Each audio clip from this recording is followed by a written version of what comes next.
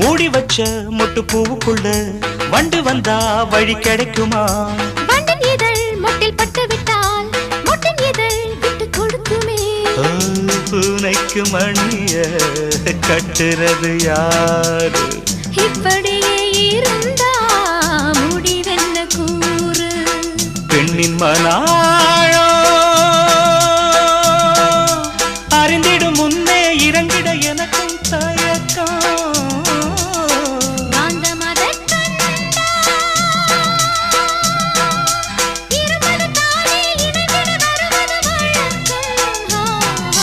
சொல்லாமத்தானே இந்த மனசு தவிக்கு.